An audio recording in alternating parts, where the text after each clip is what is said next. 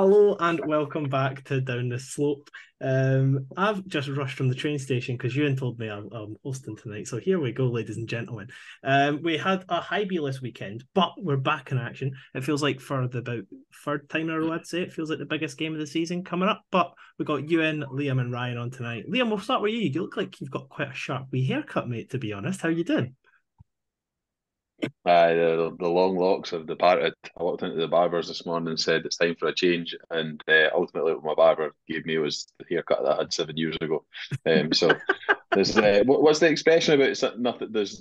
Nothing's good as a change, or a change is as good as a new something. I can't remember. There's a That's cliche that used with us that aye. Ewan, we'll come to you next. How you doing? Is this chocolate factory busy this week or not too bad?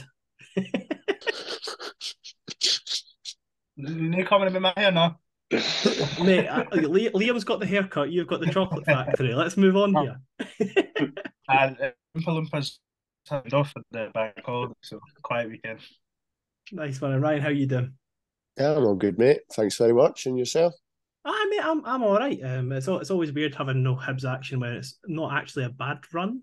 But yeah, let's get fired straight into things. So the fixtures have come out, and one question that came in was how many points do you foresee Hibs picking up for the rest of the season? So let's just kind of go through our predictions for the post-split season ahead, and kind of see where we all think we'll end up. So, yeah, we'll come to you first. Looking ahead at this weekend, it feels like the biggest game in terms of trying to clinch that European spot. Do you think we go into this as heavy favourites in your opinion?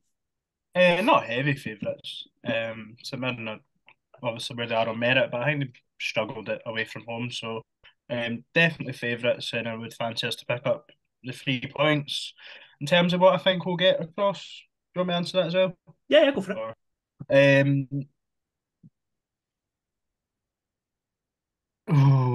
seven, seven, seven, So I'm assuming that's point against Aberdeen, win against Hearts. 8. I meant 8. That's what I Oh, meant. I meant oh okay. beat St Mirren, beat Rangers, draw with Aberdeen and Hearts. Nice. Okay, I like it. Liam, what are you thinking? First St Mirren, and then move on for a rough shout at the rest of the season. I think we've got every chance of winning on Saturday coming. I think the next four fixtures are going to be more difficult than that. I'm going to say six. Okay. And Ryan, it's actually relatively positive. I was from some of the predictions we went for this season, we've all been like, yeah, we're going to get 1 point in our next 9 games. Whereas it seems like the guys are actually thinking we'll get a couple of wins. Are you in the same boat? Yeah, probably not too dissimilar to Liam in terms of 6 points.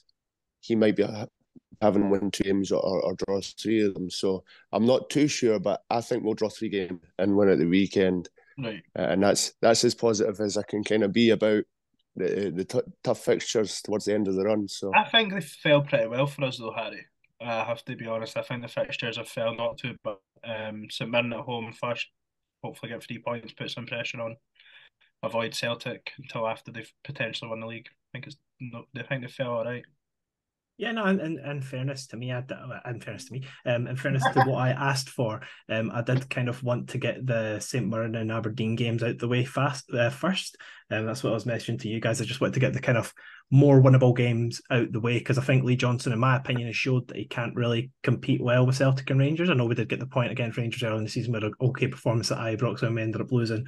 But I think against Celtic particularly, he's looked quite lost. So in my head, I know it's a negative way to look at it, but I'm kind of ruling out points against those two. And then I think I've got a really good. If you look at the way we've performed against Hearts, Aberdeen, and St Mirren this season, we've actually got a really good record. Like someone made a mini league of the four teams against each other, Yeah. and Hibs were miles ahead of the rest. So I actually think we could get 7 points, 7, 8 points. Sorry, 7 or 9 points.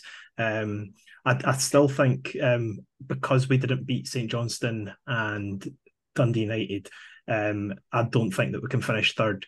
However, I think that we've got a good chance of fourth if we hit the ground running with a win over St Mirren this weekend.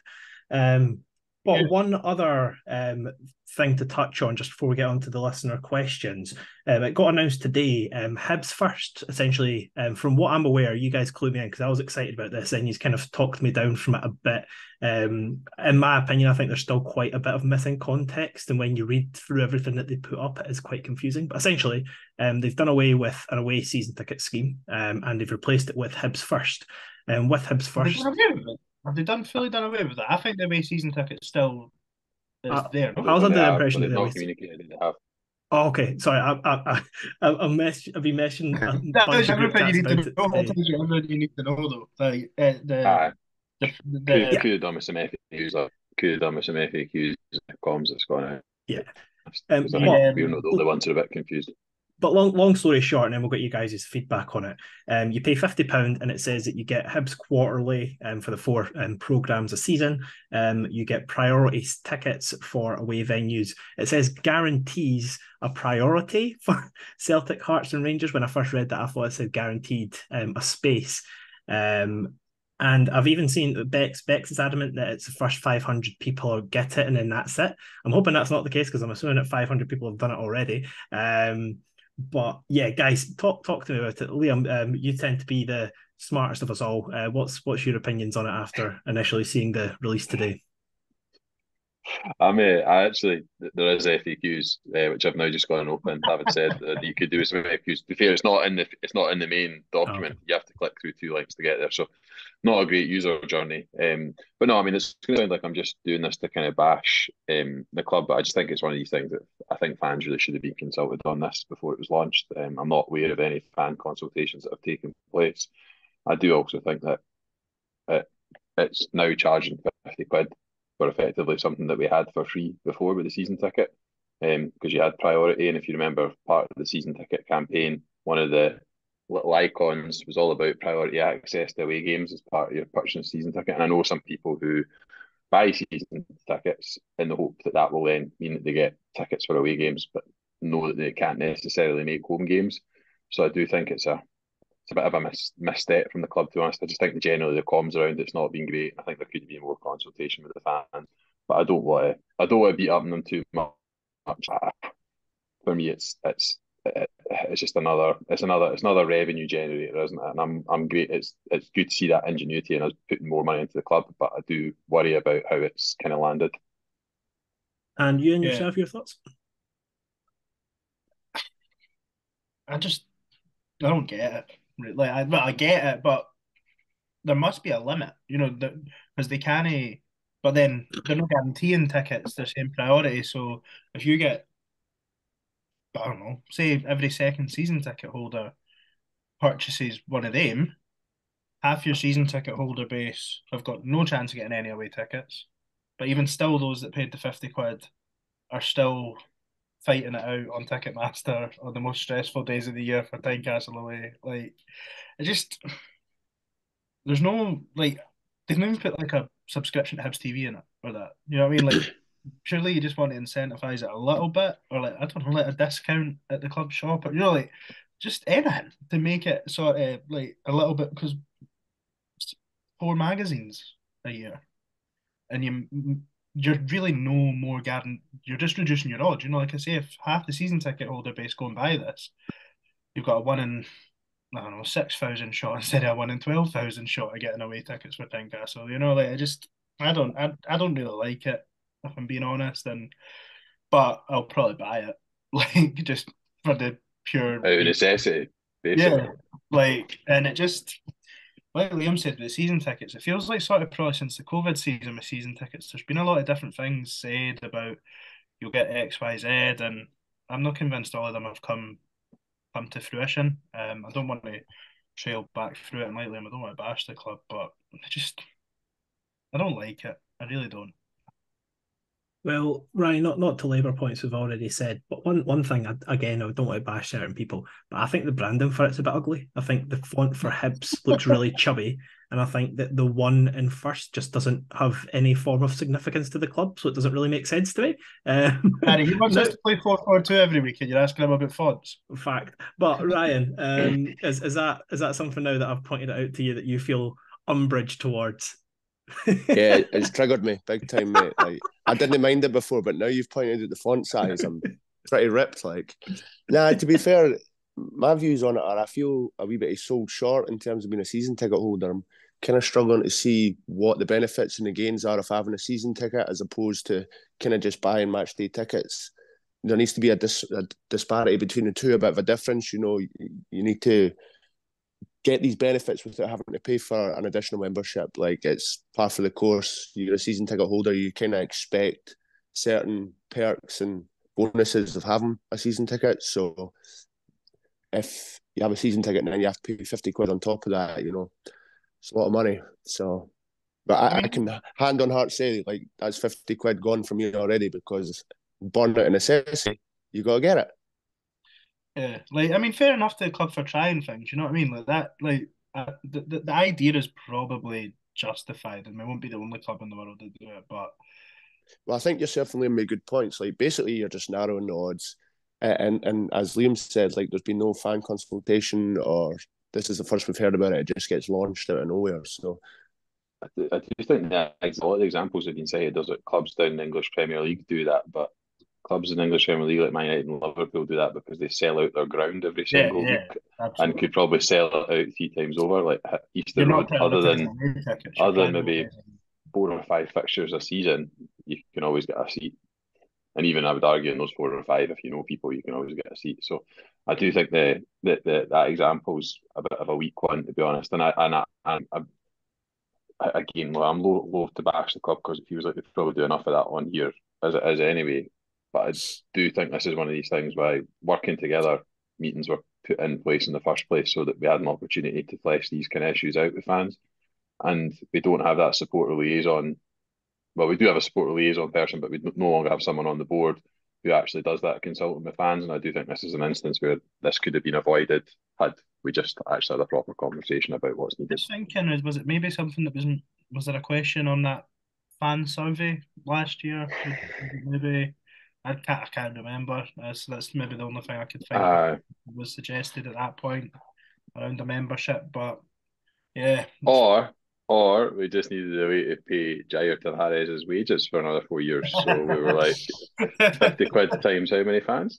We've realised that Melkerson's played like 2 minutes. And he's coming back. He's coming back. So the money we budgeted on. We'd already banked the million. We'd all spent it, man.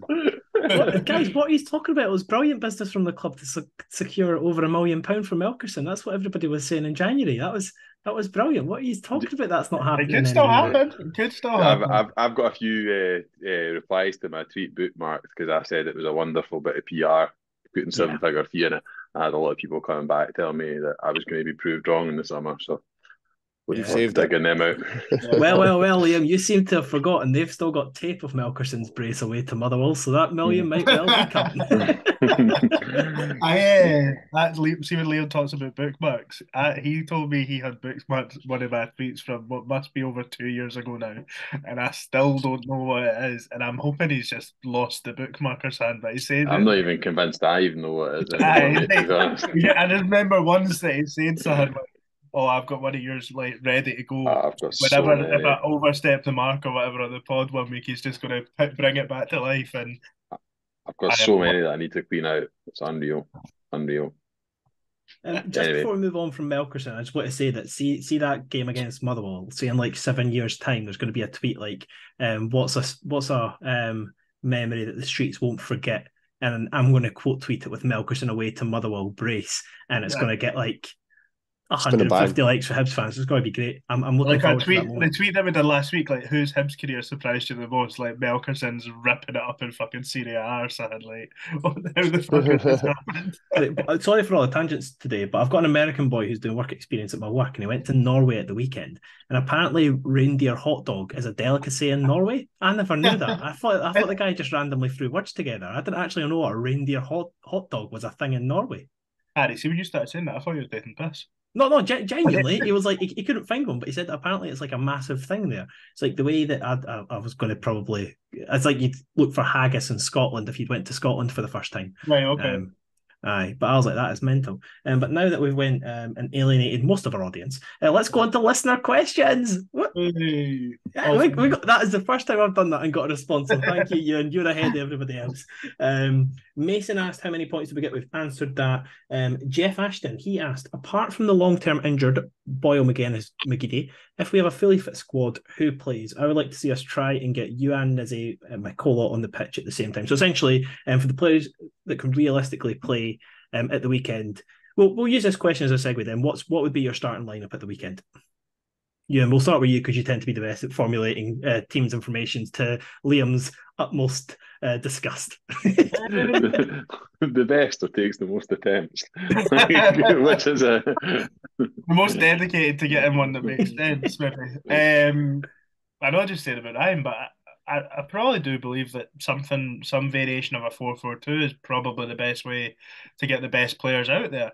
Because I think you've seen Cadden performs better higher up the park. You've seen it against Hearts, so you could probably fill in Miller behind them. Euan would by default be on the left. I think we spoke about that last week, and Nisbet and Kukarevich up top. But I think we need to forget that idea. It's just I don't think we're going to see the three of them on the park at the same time. Unfortunately, at least not starting a game.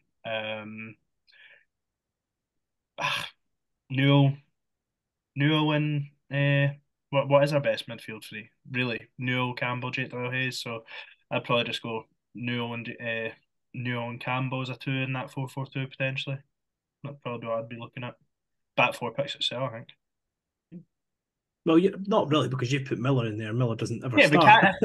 But if Cadden's yeah, at right, yeah. Cadden's at right midfield, then Miller, Hanlon, Fish, Stevenson. And Liam, yourself? I like Jeff's idea. I think fuck it. Nisbet, Kukarevich, Euan, find a way, get them in a front three.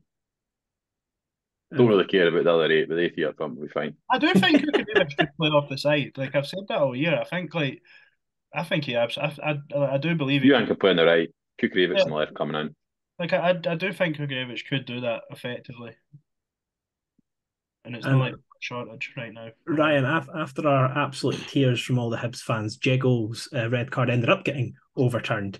Does he play for you? Does he start? First of all, Harry, I would just like to take this opportunity to confirm that I have never advocated 4-4-2 on this podcast. I have always said that 4-2-3-1 is the best formation in football. All right, basketball, baby. Bit of basketball that would do the ticket. Jego probably is a starter, maybe not in my eyes personally, but Lee Johnson seems to like him for a variety of different reasons, for whatever he sees and whatever he thinks he brings to the team. I think there's players that are capable of operating in the same position with a bit more quality on the ball, which when you're playing at Easter Road and you're kind of expected to win, you kind of need. He has his value maybe away from home when they're large periods without the ball. So, yeah, I would probably say that Cadden's been doing well further up the pitch when he's played there. So Miller probably deserves to come in. Other than that, I mean, the rest of the team probably picks itself. In terms of Euan on the left, Nisbet through the middle, Newell, Campbell, etc., etc. I'd expect quite a few changes though from St Johnstone, because I know we obviously had a few discussions around it last week, but the performance wasn't good enough ultimately, and we can't play the way that we did against St Mirren. Against St Johnstone, against St Mirren. Obviously, stuck with a team that won the derby, but I would expect changes because the first half was bad. Obviously, how we interpret the result differently, but I think we were all in agreement the performance wasn't there last week. I'm just not sure what kind of changes you can make, as in what kind of quality we've got to replace what started. I do understand your sentiment. You're probably right. I'm not sure what we gain from certain people bringing them in, like some McCurdy. Is he better than what played? Nah, I just think you can move Cadden further up the park back. Yeah, absolutely. But absolutely McCurdy isn't any better. Well, so that's guys, my thought behind it. Why it's great is I'm now going to pick my team, and we all know that when I start picking a Hibs team, even I don't know where it's going. So let's get started. We'll stick Marshall in goals. Then we'll have a back four. Yeah, apparently he's got a wrist injury. Sorry, I'd seen seen a couple of messages floating about that's why Murray Johnson didn't play in the reserves game today. Well, That'll Murray do. Johnson's the GOAT, so Murray Johnson in goals. Thank you, Euan, for starting my boy. And then left back, can I look past Stevenson? Centre backs, of course, Hanlon, Fish. And then right back, we'll go Miller. And then my boy CJ, he's going holding mid. Sorry, Jego, you can. I forgot about Egan really when I was. Aye, Jego, you can watch our boy thrive. I'm sure you've done good training with him. And then this is where it's tricky, boys. I'm gonna do it. I'm sorry, Campbell, I love you, but you're gonna start on the bench because we've got Doyle, Hayes, and Euan in midfield, and then I'm going to do a front three. It's proper 4-3-3 narrow. If you've ever played FIFA or Football Manager, we've got Nisbet, Kukarevich, and Euan up front. We're going to do no width. We're just going to attack through the middle of the pitch. Sorry, Cadden, you got dropped for no reason. But there we go. Wasn't it great? Good job. But speaking of which, we do love a segue, don't we? Jack, whose sole goal in life is to annoy Liam with Cadden-related questions, asked, does the ghost of Leaf, Chris Cadden, make a return this week for you, or does he get dropped? And what artist has had the best free album run in history? So we'll start with Cadden. Ryan, we'll come to you first. Does Chris Cadden, a.k.a. the ghost of Leaf, get dropped for you? No. I think he plays better further up the pitch, or he has done the last 2-3 games. So yeah, I think we benefit from having him further up the pitch. He gives us something different. He's quite direct, he's quite pacey, and he's got a great engine to go up and down the pitch. So I would still start him, just maybe not at right back. And we'll keep Liam bubbling, hopefully, to get all the rage out after. So Euan, what's your opinion on Cadden starting? I wouldn't start him at right back. You know, if it's right back or nothing, then I probably wouldn't play him. But I would definitely start him at right midfield, right wing, whatever you want to call it. That's my thoughts on it. But I certainly wouldn't probably want to see him at right back of 4 at all, if possible. And my views haven't really changed on that since pre-season. And Liam, go defend your boy. Ghost of Leaf, how does that make you feel? I think Chris Cadden's for Coat Bridges, you know. So the name doesn't really work. Quite shite patter, to be honest. Salty. I'd like it. I'd find a way to start him, to be honest. I'd just find a way to get him into the team. Even if that is right back. Given his agent. Aye, probably, to be honest. Probably. I think I'm loading the team for the attacking players here, but ultimately I don't think you can really play a 4-4-2 anymore. I mean, the fact that Sean Dyche doesn't even play a 4-4-2 anymore probably tells you that it's dead. I dare say that Sam Allardyce might go into Leeds this week and play 4-4-2 to keep them up, but I think it's probably dead. Cadden for me, either as a right back or as a right winger, gets into the team. He's good enough in either of those positions. He's still the best that we've got, I think. And then I'm not talented when it comes to music. When I listen to music, I tend to listen to singles as opposed to albums. But Jack did ask what artist has had the best 3 album run in history, and his example was Good Kid, Mad City, To Pimp a Butterfly, and Damn consecutively by Kendrick. That's pretty solid, to be fair. And then he also said honourable mention to Kanye and his first 3 albums. I can't remember the name of the albums, but Drake dropped back-to-back bangers from like 2010 onwards. So I'd say Thank Me Later. Thank Me Later, Take Care, and Nothing Was the Same. Probably a very good shout. I think I don't really listen to him anymore, but I think you'd have to say Eminem as well. Yeah, Slim true. Shady, Marshall Mathers LP, and the Eminem Show would have to be up there while we're talking hip hop. I know it's very, very hip hop centric. My music knowledge is not there. Kanye immediately sprung to mind, which is I think who I answered for Jack's question on music last week as well. But like even then, you're talking a couple of songs on a couple of albums. You know what I mean? Like I'm definitely not able to tell you song for song what fell on each album. So I need to tap out on this question. Like Ryan, I think every time we get a question, you just tend to not be on the pod. But if you can answer the album wise, then hit us. And if not, then what type of music do you listen to, Ryan? So I think the first 3 albums from this band were outstanding. ABBA. Nobody doesn't like ABBA, so yeah. Well, I know a few weirdos.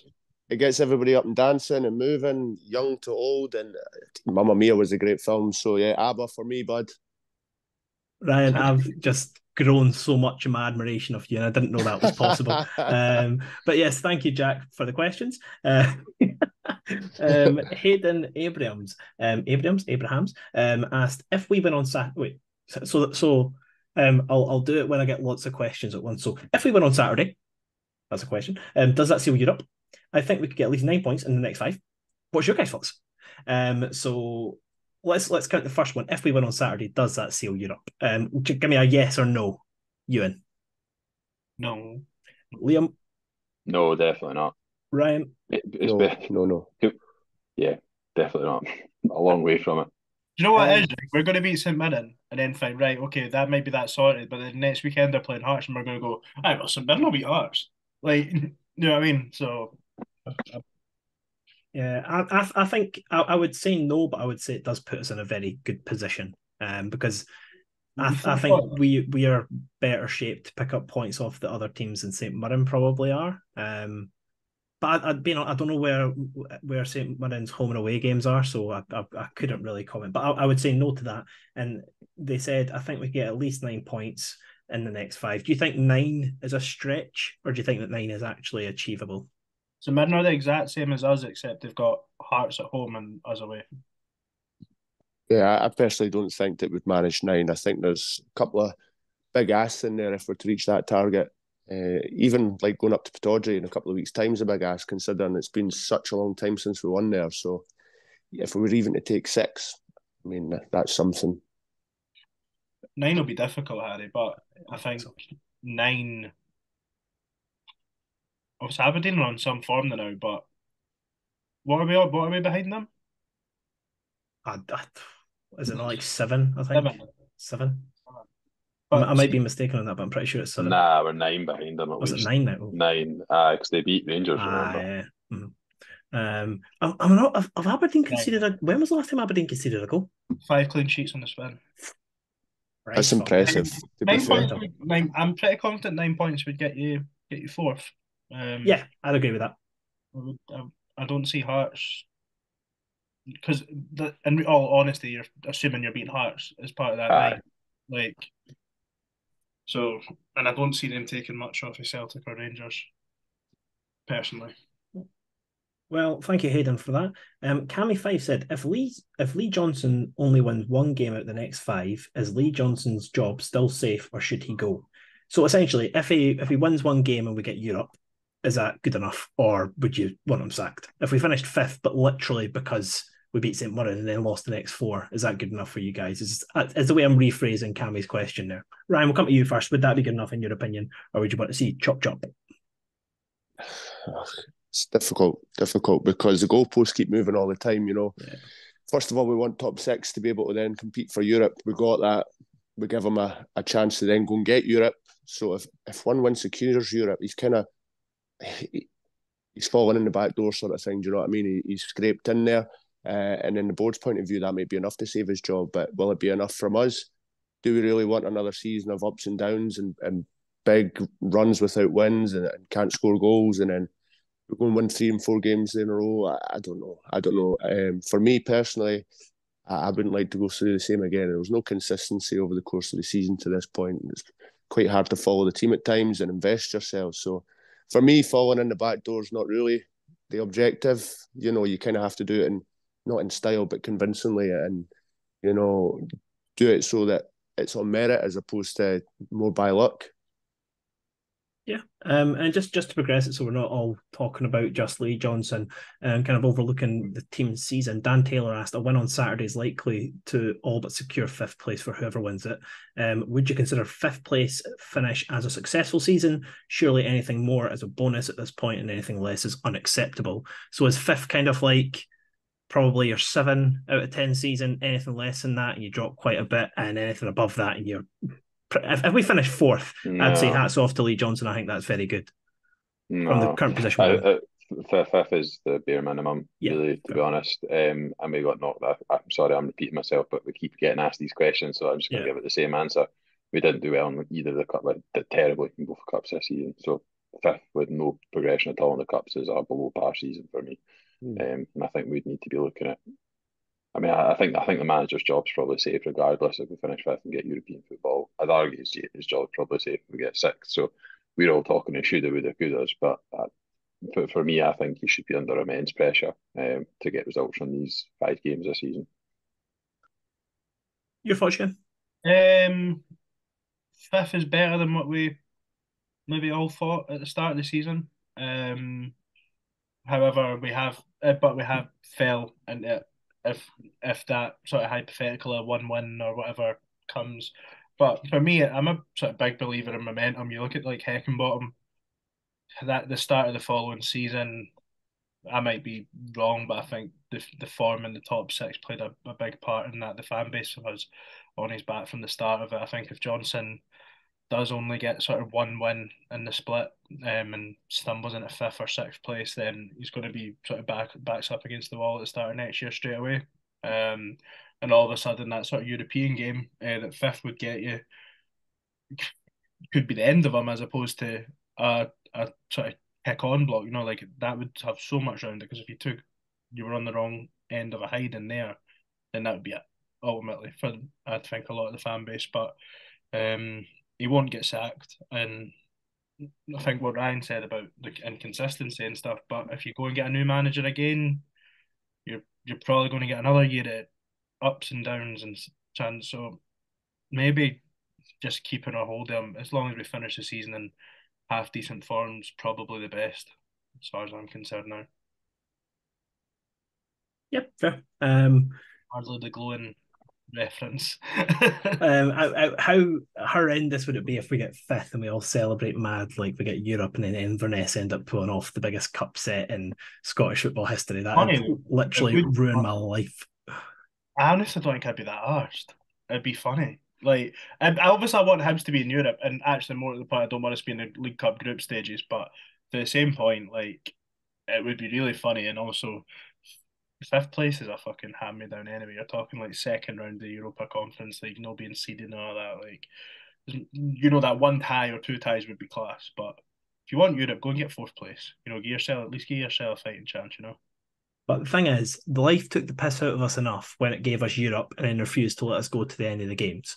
So if it gives us Europe and then takes it away from us without us being able to do anything, and Inverness end up taking it ahead of us, then I think I will feel very aggrieved, and I would not find it particularly funny personally. But yeah, one final question. On go, you. I was just going to say, like, I know I said it maybe not would be for the best for Hibs, but preventing Aberdeen or Hearts from getting guaranteed group stage football, would that actually be better for Hibs and sort of resources than us having 1 round in the back end of nowhere that we probably lose money having to travel to? Obviously you that. You know what I mean? Like, just from like a purely sort of, from a fan base point of view, you want to be in Europe, and look, I'm assuming we go out in the 1st round, but Inverness doing that would stop Aberdeen or Hearts getting the best part of 5 minutes. I've already thought about that as a consequence, and I do think it would probably, from a competitive standpoint, because if it was 3 Hearts again, you know, we talk about the extra revenue they got this year, combined with the extra Foundation Arts revenue, combined with the extra James Anderson pocket money that he hands out, I do think it would be very, very difficult for us to kind of close that gap between us and them, to be honest, with the extra money that would bring in. Aberdeen, I'd be less worried about. I know they've got something similar to the Foundation Arts, which generates quite a lot of income, but I do think from my point of view, it would be quite. I mean, the part of Inverness when it would be great, but let's be honest, it's not going to fucking happen. No, it's not.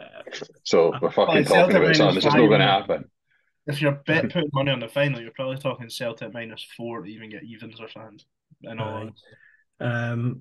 But yeah, I genuinely think it'll be 7-8. But anyway, we can Inverness fans can always dream. Do you see some guy on Twitter got absolute mad bites because he put up pictures saying Inverness was Celtic's bogey team. That was very fun. But one final question was quote tweeted from Neil Renton. He said, "How come you buy something and it says delicious, hot or cold, but they tell you to heat it for 30 minutes?"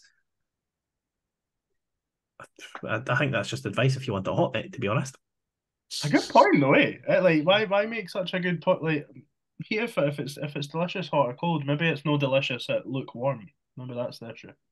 What do you eat? What would you eat that says that in that instruction? Like a sausage roll, would you eat that I was going cold? to say a sausage roll. Aye. I'd eat a sausage roll cold. Pork I, pie?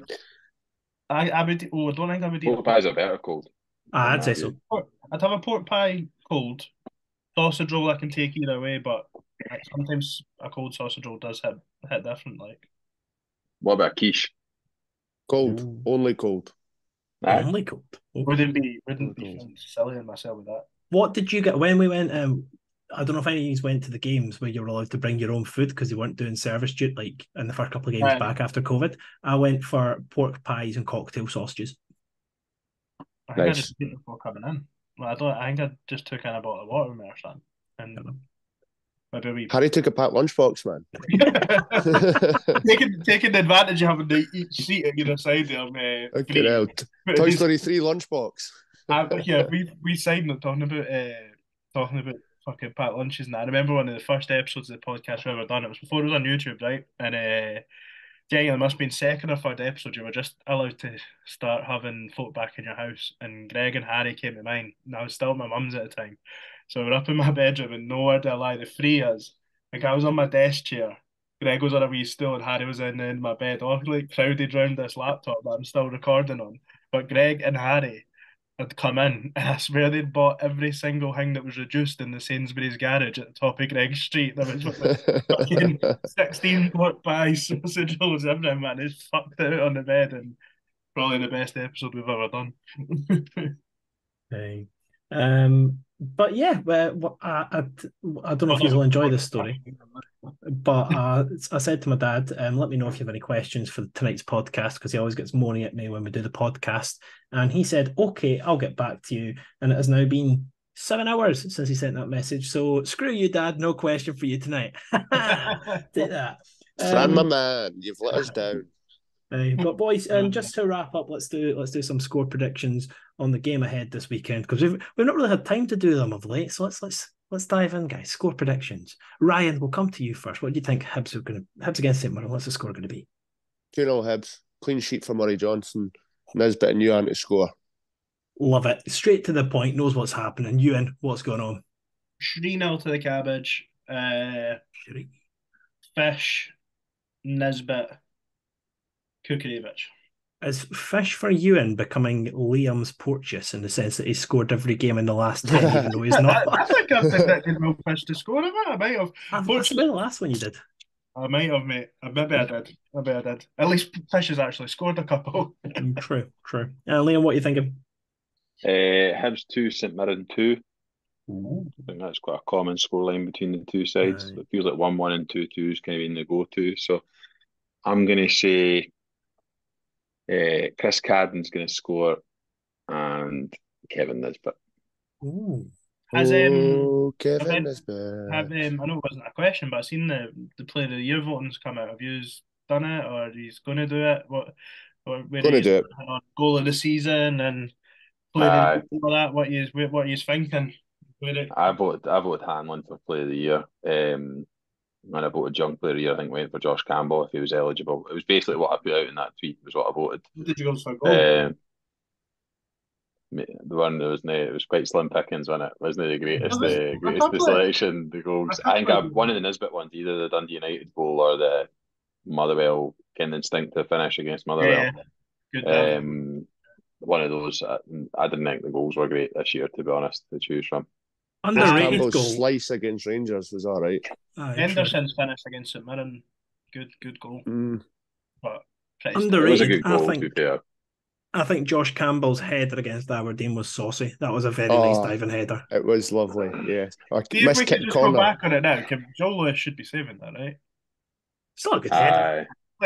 He's got the freedom Easter Road as well. Fucking I think I ended up going actually for Martin Boyle's equaliser. Just the sort of the storyline behind it potentially as well. I find that swayed because I do agree with Liam. It wasn't sentimental. It wasn't like we had a Jake Doyle Hayes against Ross County, like a clear, obvious one. Maybe Josh Campbell's one's not getting enough credit against Rangers, but it was a bit of a slicer. I think I'm the same as Liam though. I went Paul Hanlon, Josh Campbell. Stevenson's goal at the weekend was tidy. Decent finish, touch and turn, bang. That wasn't even an option, was it? Stuff, but it was a decent enough goal, like. Euan worked the space down the side. It was good. I reckon Greg would be all over what you got Kukurevich at home to St Mirren just because Gogic got absolutely manhandled. That'd make Greg's day. Did you see the Terrace ranked him as the third best holding midfielder in the country this season? They're no wrong, like. And I was really hoping that stumbled upon Greg's Twitter timeline and see if he would go listen to the episode or not. Are they basing that off their eyes or off his stats though? Yeah, both I think, mate. I quite enjoy that, but that's not. No, that's absolutely fair. Just when he was at Hibs, my eyes told me otherwise. And we all know that Harry loves a bit of Papa Gogic. But anyway, before I start getting hate for saying Papa Gogic, score prediction from me. Nobody cares. Nobody cares, mate. I thought Harry done a decent, but that's why I started on the other side. Fair enough. But yes, okay. No. I see how it is. It's funny how Harry, as host, has had to actually. Well, no one's asked Harry what his score prediction is. He's had to just volunteer what it is. It's like when you're hosting and you just ask you want to answer first a question. Right, I'm just going to answer this one because no fuckers asked me a question yet. So I'm just going to ask one. This is the problem with the dual hosts. See, you've got Euan as a panelist, and we've got Harry as a host, and we've got Euan here who. Euan, some of your answers are almost as long as some of your questions. That's because I'm used to having to get my point across and the question. So now I've got so much airtime, I can say what I want. So I'm just going to take over hosting for the last 30 seconds. Harry, I'd be really interested to know your score prediction for the weekend between Hibernian and St Mirren. That's great. I'm going to go for Joe Newell's going to score 2 and we're going to win 4-1. They're going to score first. We're all going to panic, and then Joe Newell's going to have the performance of a lifetime. It's going to even top his performance against Hearts, and I'm going to look like an absolute mug for slagging him out. Who's going to get the other 2? Because I'm really interested to know. I reckon that, oh God, who's scoring? Euan's due a goal. He's not scored in ages. And then Martin Boyle's going to sneakily come back from injury and nab the 4th. No, I'm joking. I'm feeling midfield. I reckon another goal from the central mid. So I reckon Campbell's going to come off the bench and score the 4th. Yeah, sorry, total tangent. And I know Liam said last 30 seconds. Did I read that Rocky's close to coming back? Aye. He's been on the pitch for a couple of weeks. Been running for a couple of weeks. So I think he's talking that season. I think he'll play before the season's out. Like. That's positive. That's good. That would be a boost just for the numbers. Boost the numbers. Aye, boost the numbers. Yeah. I mean, the bench doesn't inspire me with confidence most weeks when I look at it, to be fair. But and we say that like that additional centre half will go, oh, game changer. I know. It's a cheap thing to say, but it's good to see the development squad winning the game 3-0 today against Middlesbrough, which I know. I know we've harked on long enough on this about whether or not those players have got merit in the first team or not, but. I do think it's positive that they're doing well, but it's unfortunate that quite a lot of the better players are maybe going to be leaving in the summer. Matthew Hoppy Derby. I keep forgetting about that boy. Go back down the road with him. Aye. Yeah, boys, but hopefully, have we sold out this weekend? Is that a thing? Have I made that up, or are we anywhere near it? Usual, you've made it up. What do you mean usual? I asked a question, you goober. No. You just made that up. You just made that up. Don't mind it, but you made that up. Nobody cares, mate. Nobody cares. All right, well, I've randomly been lambasted at the end of the episode. I hope everybody actually enjoys or feels sorry for me. I don't know if you can see it now. Not one single section in the full stadium has got seats available. Well, that'll be that then. I love you, man. That up. All right, well, I'm coming up for it all the way from London, so anybody in Edinburgh, there's no excuses. Aye, of course I am. If we win that game, we're guaranteed Europe, boys. Of course I am. At home. Aye, if we win it, it's all ours. Meeting before the game, aye. Let's get mad with maybe not mad with it, but I'm up for a drink before the game if you guys are around. But yes, guys, I've been firmly informed a non-sold out Easter Road this weekend, but hopefully Hibs can get the goods done in another big game. And gentlemen, thanks so much for joining me. That was Liam's promotion push there. It's fucking St Mirren. All right, well, just an update. We're going to be back with Up the Slope this week. We're hoping to. So we'll catch you then. Thanks so much for listening. Goodbye. Bye. Cabbage.